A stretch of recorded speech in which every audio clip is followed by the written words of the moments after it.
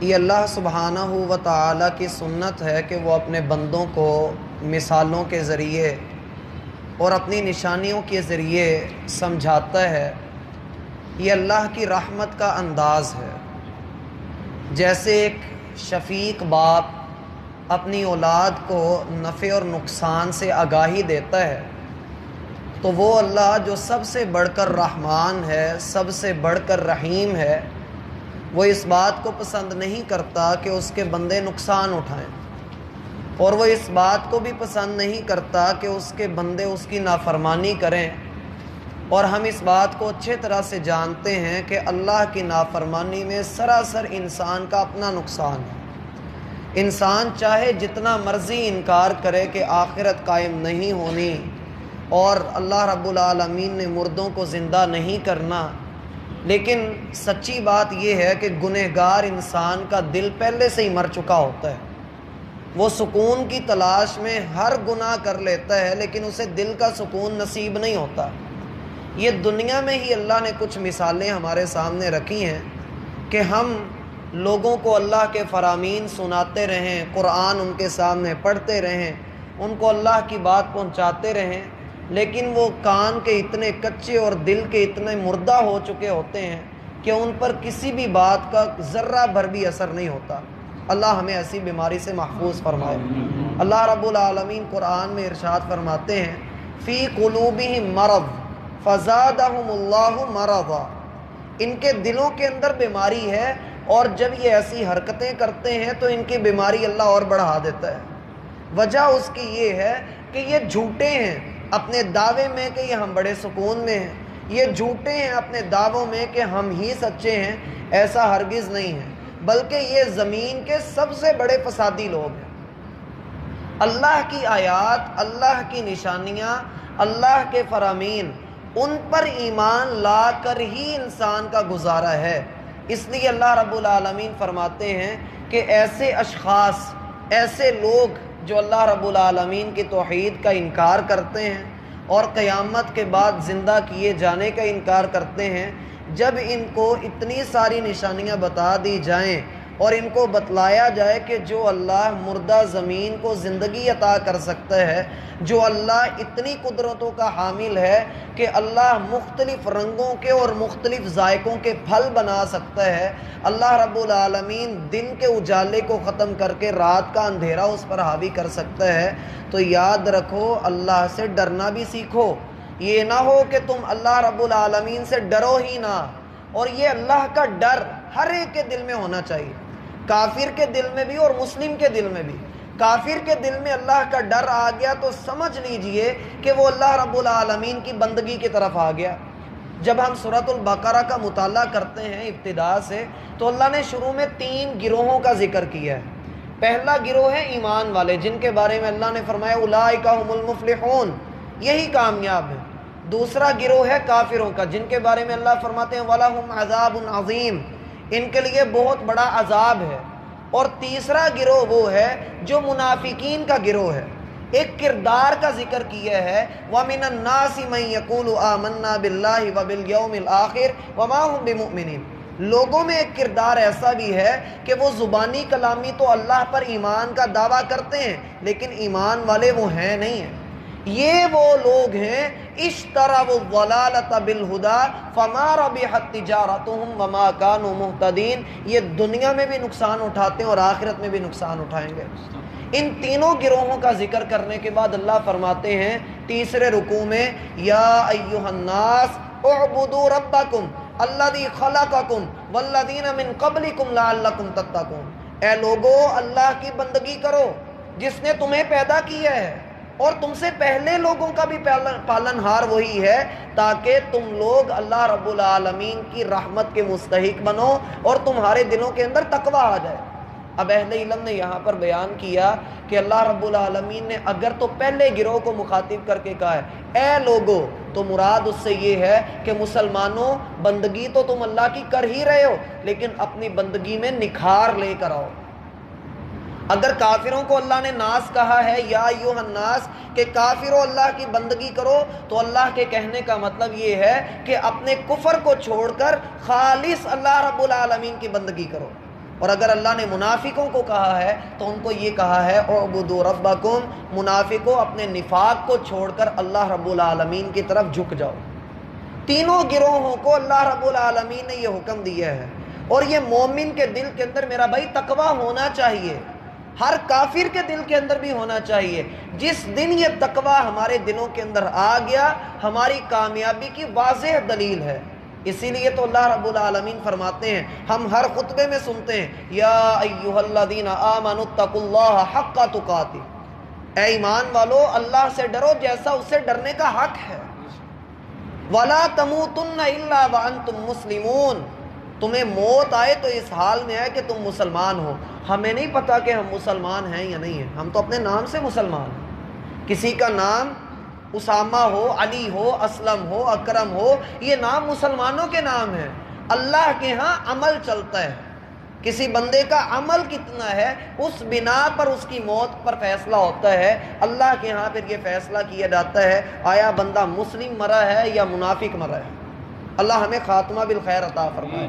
اللہ فرماتے ہیں وَإِذَا قِيلَ لَهُمْ، جب ان لوگوں کو یہ کہا جاتا ہے اتقوا ما بین ایدیکم وما خلفکم، ڈرو اس چیز سے جو تمہارے آگے بھی ہے اور تمہارے پیچھے بھی ہے۔ اس کے تین معنی اہل علم نے بیان کیے ہیں۔ پہلا معنی یہاں پر ماں من کے معنوں میں ہے، ماں جو ہے وہ من کے معنوں میں ہے۔ من کا جب معنی لیں گے تو مراد یہ ہوگا ڈرو اللہ سے جو تمہارے آگے بھی ہے اور تمہارے پیچھے بھی ہے۔ اللہ رب العالمین سے ڈریے اور اس کا ڈر اپنے دل میں رکھیے، ذہن میں ہونا چاہیے کہ میں یہ کام کرنے لگا ہوں، میرا رب اس سے ناراض تو نہیں ہوتا، میں یہ کام چھوڑ رہا ہوں، میرا رب اس سے خوش تو ہوتا ہوگا، میں چھوڑ رہا ہوں، میرے چھوڑنے پہ کہیں وہ ناراض نہ ہو جائے، اور اگر میں کر رہا ہوں تو کون سا کام کر رہا ہوں، ایسا کام تو نہیں کر رہا جس سے وہ ناراض ہوتا ہے۔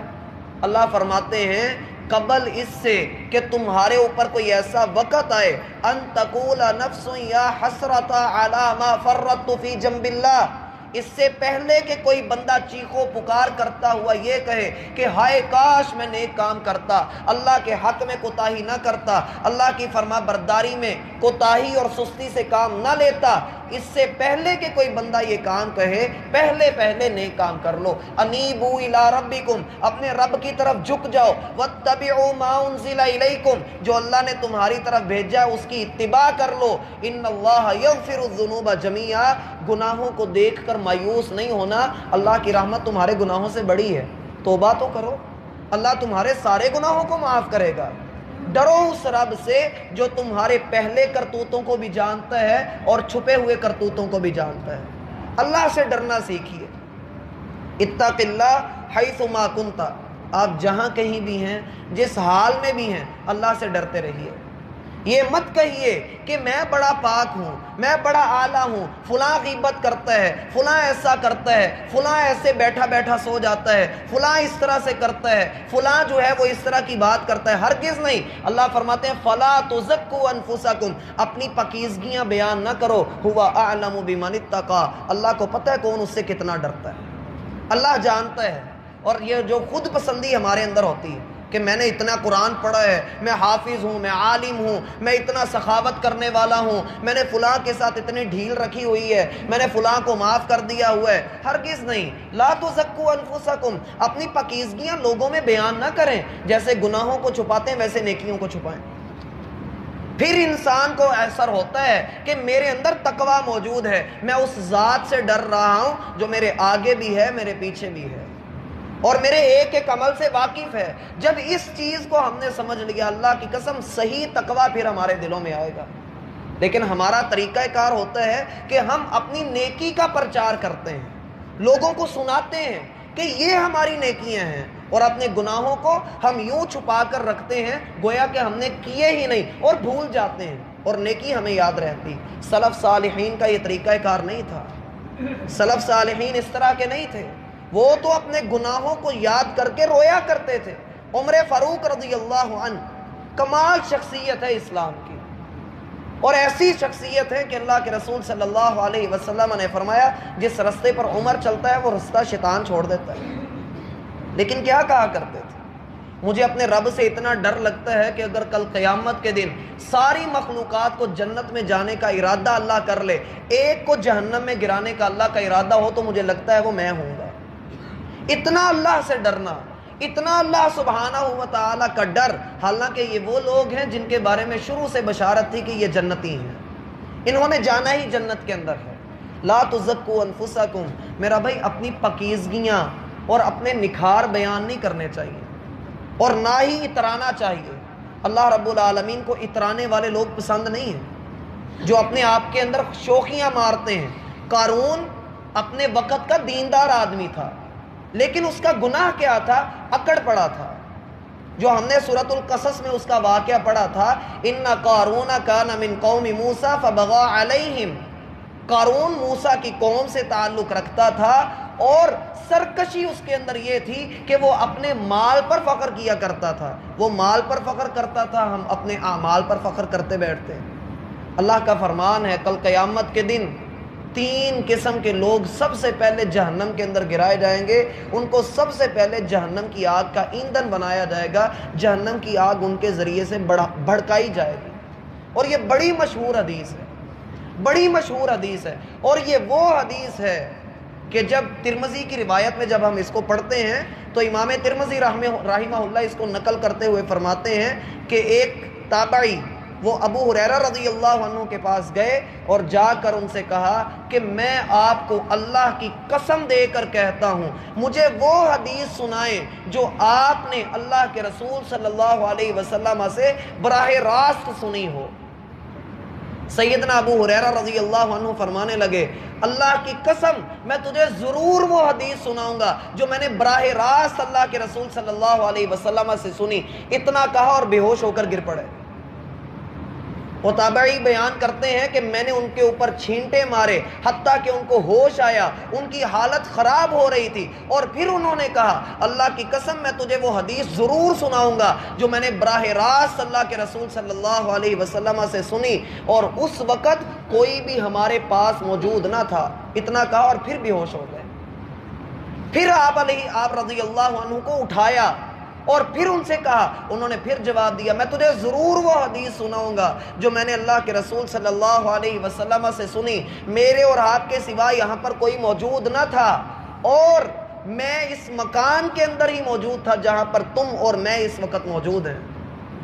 اور پھر گرنے لگے۔ وہ کہتے ہیں میں نے آگے بڑھ کر ان کو تھاما حتیٰ کہ وہ سنبھل گئے، اور انہوں نے پھر کہا ثلاثۃ، 3 قسم کے لوگ ہوں گے، اللہ رب العالمین تینوں کو کل قیامت کے دن اپنے سامنے کھڑا کریں گے۔ سب سے پہلا شہید ہوگا، اس سے پوچھا جائے گا کہ تو نے کیا کیا؟ وہ کہے گا اللہ ایک زندگی تھی اور قتلت فی سبیل اللہ، اے اللہ میں تیرے راستے میں جہاد کرتا رہا حتیٰ اقتل، یہاں تک کہ اللہ میں قتل کر دیا گیا، اے اللہ یہ سارا تیری رضا کے لیے کیا ہے۔ رسول اللہ صلی اللہ علیہ وسلم فرماتے ہیں یہ شخص جب اپنی بات کرے گا اللہ فرمائیں گے کذبتا، تو اپنے دعوے میں جھوٹا ہے، تو اس لیے کرتا تھا تاکہ لوگ تجھے بہادر سمجھیں، لوگ تیری تعریف کریں۔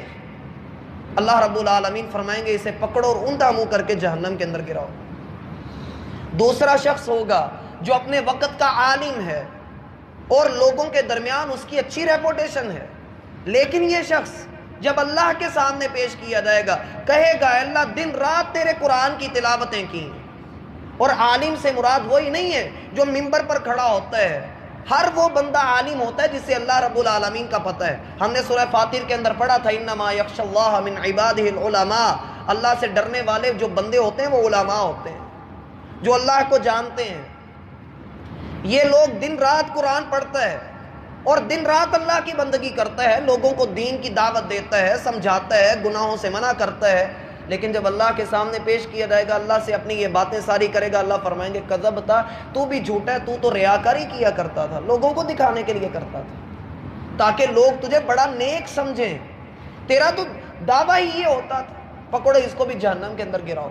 اور تیسرا ہوگا اپنے وقت کا سب سے بڑا سخی، جو لوگوں کو بے دریغ مال دیتا ہے اور ہاتھ اپنا نہیں روکتا، کسی کو نہ نہیں کرتا، لیکن اس کے باوجود وہ جہنم میں اس لیے گرا دیا جائے گا کہ لوگ اس کو سیٹھ کہیں، لوگ اس کو سخی کہیں، لوگ اس کو چودھری کہیں، تاکہ اس کا نام بنتا رہے اس نے اللہ کے نام کا کچھ نہیں کیا۔